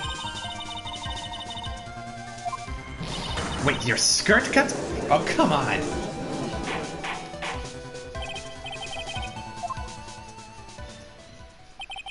Hi, Tanya Bams.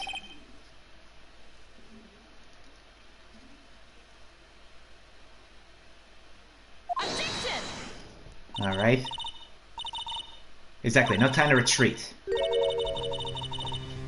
Yep, this is just the start of Miss Faye's assault. Well said, Mia. After being shot in the arm, it's possible that Mr. False panicked. Therefore, he could have unwittingly pushed her off the side of the bridge. But, it's impossible. Contradicts the court record. The witness photo? Huh, you're right. The wires are so high, it's kind of impossible to be thrown off the cliff that easily. Okay. I'm That's back true. in.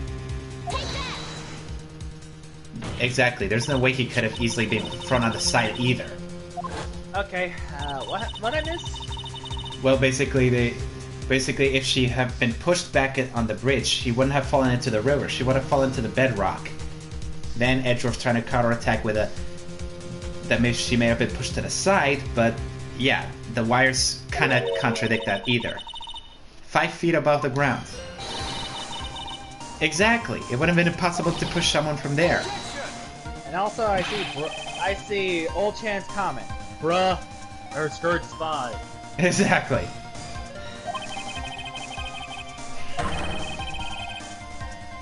But he didn't pick her up. She was, according to her, she was pushed. Exactly. And even if he did pick her up, he was shot in the right arm. And more importantly, Valerie Howell had her gun trained on him at point-blank range. Exactly. Exactly. That's clearly impossible.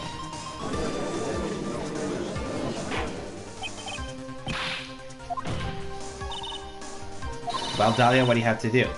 You jumped into the river intentionally. What's with a roar? Who roared this time? The judge! Okay.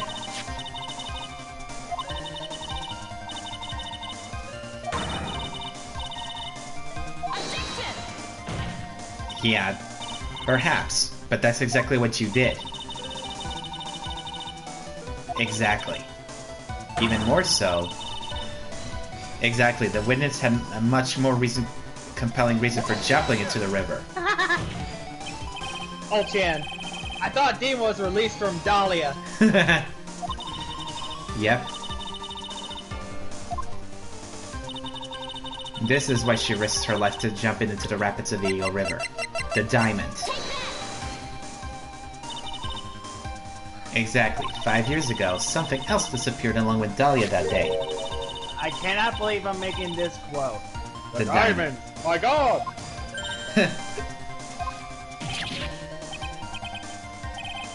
Yep, it is.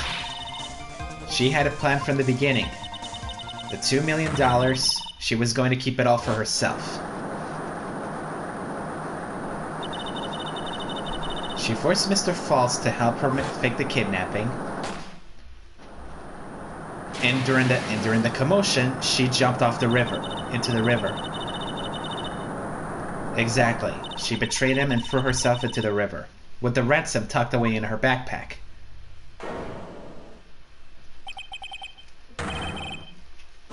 Ridiculous? Yes. Ridiculous? Yes. But impossible? No.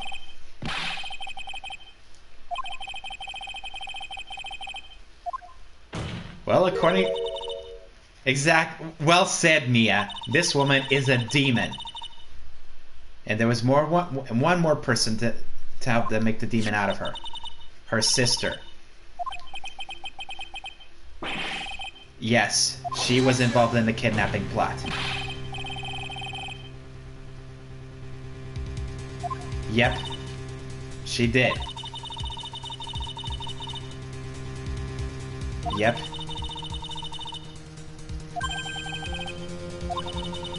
On the day of the murder, after receiving the phone call from Mr. Falls, Valerie called her sister Dahlia.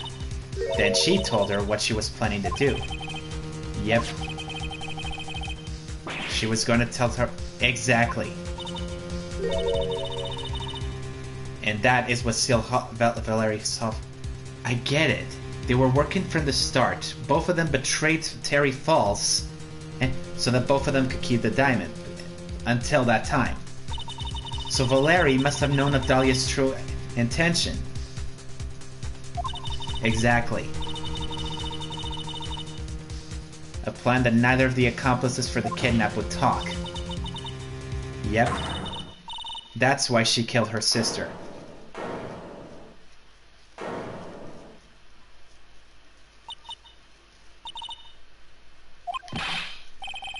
Wait, who's laughing? Oh, there she is.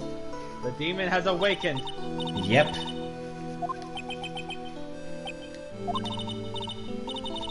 Here comes her cold self.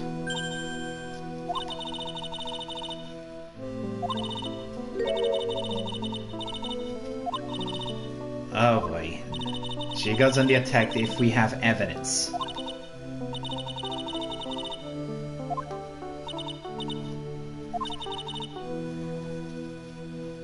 Yes? What happened to the $2 million diamond? Oh boy. What? She's got a point. We have no idea where that thing is. Oh my god.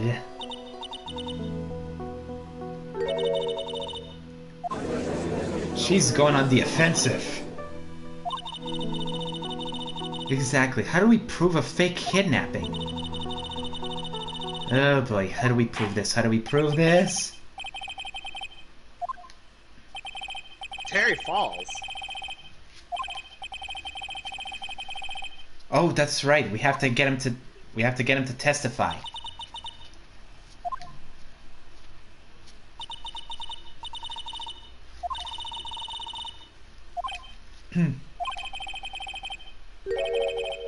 Oh, Diego?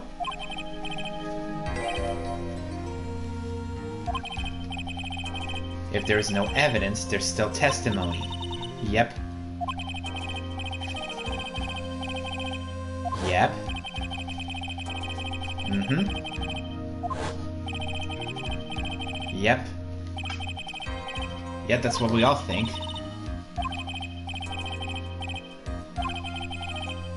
One person left who can testify about Valerie Hawthorne's murder. Oh. Yep. Our defendant himself. Terry Falls.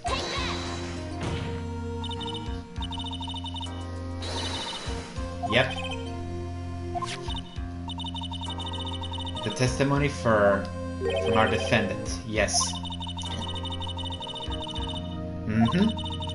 Only one person that knows what Dahlia's role in the kidnapping was, and that can say whether the person in the photo is Valerie Hawthorne, or whether it was in fact her younger sister Dahlia. Exactly. Terry falls. Only he has the answer to the mystery.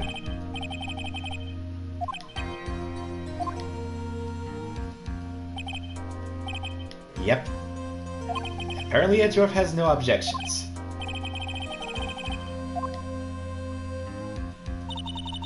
Alright, this is our last chance. Time to establish Dahlia's guilt.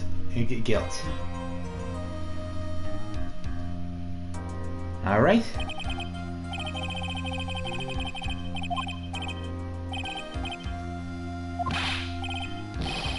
Wow, apparently our defendant doesn't want to believe it.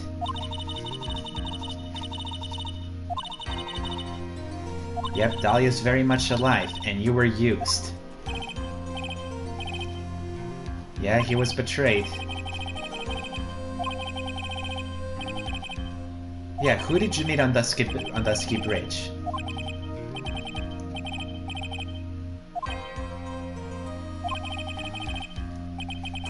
She promised what? What? Uh-oh.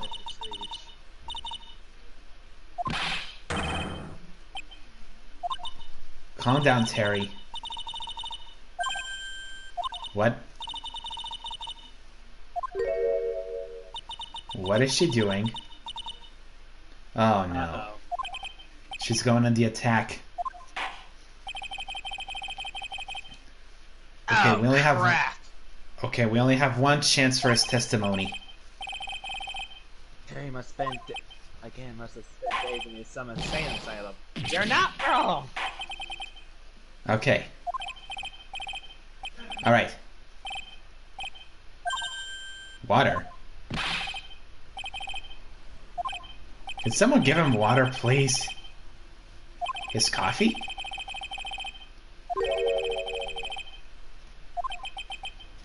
Just give him the coffee at least. Alright. So who did you saw in that time? That day, 4 p.m., he stopped the car. He was in front of the bridge.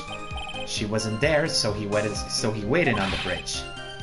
He watched from the car on the bridge. He never put nobody in the car.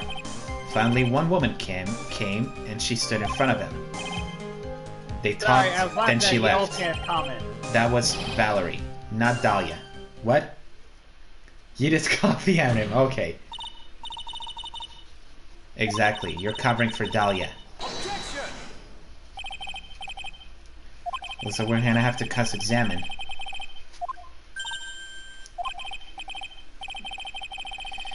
Oh boy.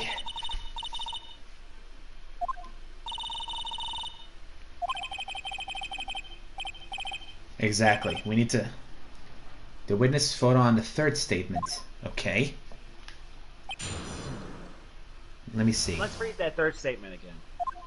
Let's see. She wasn't there, he watched from the car from the bridge. He never put no body in that car. The witness's photo? You sure about that? Yeah, apparently there it is. Yeah, so when you got to the bridge, no one had arrived? So you waited on the bridge? Alright. Yep. Come on, Terry, you're not... Don't lie to us. Old Chad, have you watched Unabridged? I have not. Let's see here. Yeah, who did arrive on the bridge first? Just look at the photo. Actually, he's got a point. Again, Yeah. it pointed out exactly what I said. She was there the entire time first. Yeah. That's the victim, or as anyone would say, it was Dahlia. You must have arrived at the bridge after she did. Yes. What the hell? What? What's going on with him? What? We just want the truth.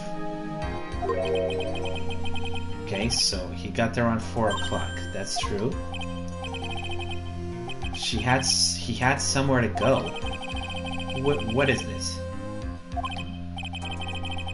An old temple about 15 minutes from the bridge? What? 5 years ago, he and Dahlia promised each other. They swore they never betray each other. Hello, Tanya, by the way. She brought a memento. And what's that memento? And 5 years ago, he hid it under the base of a tree. What? Isn't that the necklace?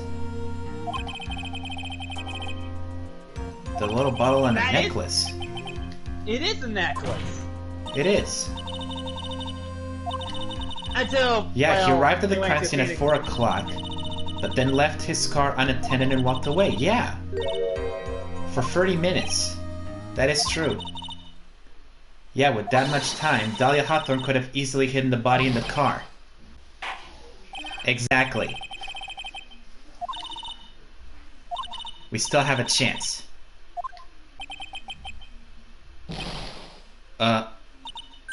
Are you okay? What the hell? What? He's spitting blood! What? What did you do? If it ever happens that they can't trust each other no more, then they were supposed to drink from the bottle.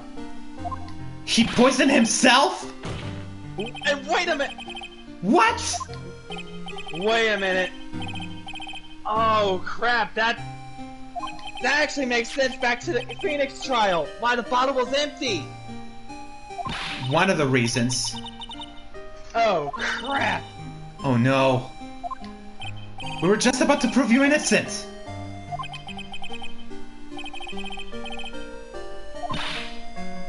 Don't... Oh no.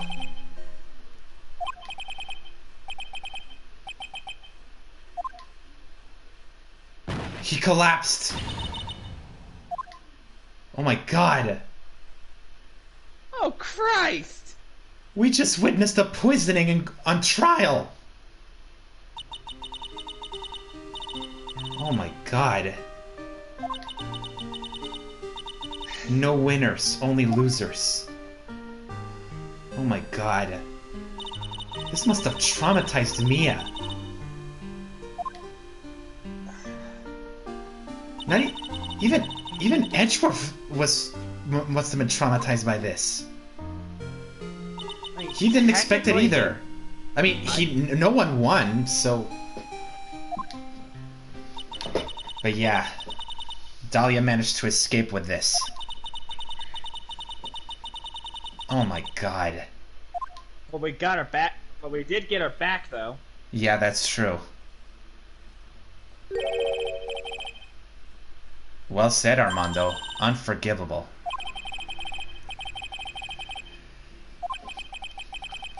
Exactly.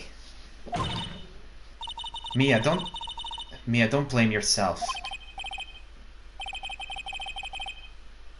Huh? Mia, calm down. Oh, here it comes. Listen well.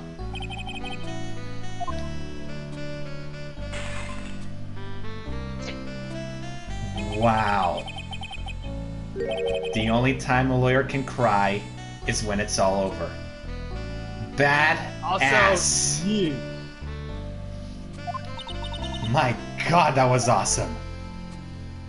Also, I think you're gonna need some stitches and some bandages there, Armando. Does it matter? That was freaking it's cool. It's cool, but at the same time, as somebody who cut his finger on a knife, it kind of sucks. That is true. Like, yeah. No joke, I'm still recovering from it. Took a chunk off my fingertip. Alright. Then 1 year later, Phoenix got caught up in that case. True. And that's when Mia secured a victory for the first time. And finally caught Dahlia Hawthorne. So I wonder whatever did happen to her. Good question. What did happen to Dahlia after she was arrested? Yep. Guilt. What was the verdict on her murder case? Guilty. Yep. And when the verdict was read, she had that smile on her face. Yeah. She really is demonic. It was finally all over. At least that's what he thought at the time. What? But, oh boy. Something happened made him remember all this. What could that be?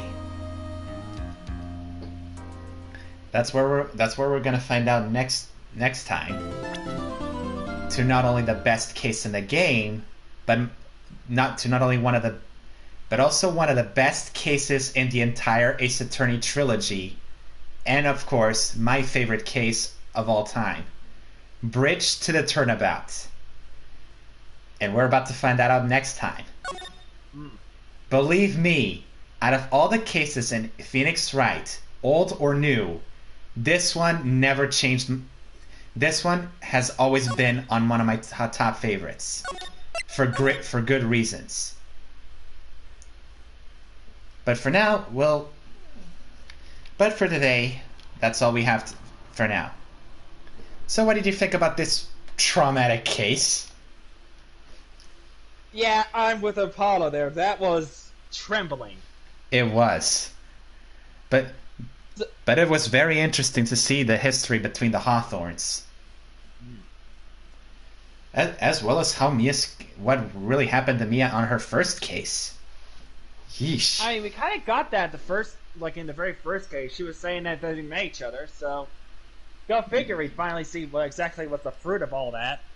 Yeah, and at least we got to see also Edgeworth's first case as well, even though, the coat wasn't exactly his cup of tea.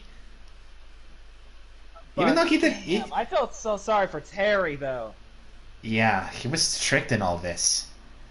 The staged kidnapping, the betrayals from both sisters, and of course the poisoning. Just wow, can't believe this. Get a hold of yourself, Apollo. All right. Well, next week we're going to one of my favorite cases, and believe me, it's something worthwhile. I bet. But for now, let's end this stream. So thank you so much for watching. This is the Keyblade Soul Lord. And this is the Bounty Breaking Anime Freak. And we'll see you next time. Take care, guys.